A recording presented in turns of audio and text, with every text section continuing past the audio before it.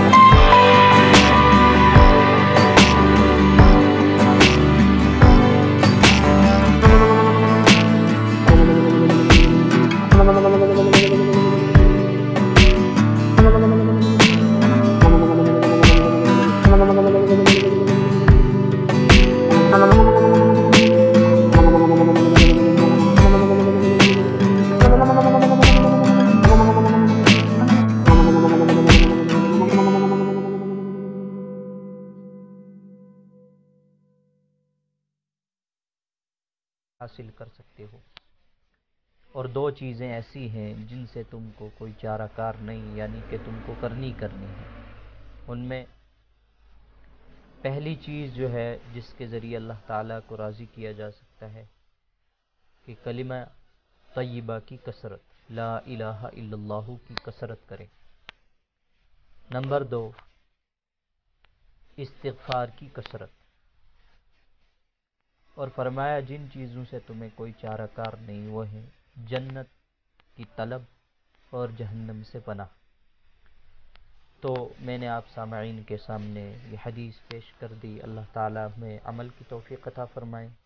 آپ سب حضرات اس کو مزید آگے تک پہنچائیں، اور بالخصوص سب حضرات یہ ویڈیو دیکھنے کے بعد اپنا تھوڑا سا وقت نکال کر کم از کم 1 مرتبہ درود شریف، 7 مرتبہ استغفار، 7 مرتبہ لا الہ الا اللہ، اور اللہم انا نسألک الجنۃ ونعوذ بک من النار، یہ دعا پڑھ لیں اور یاد کر لیں۔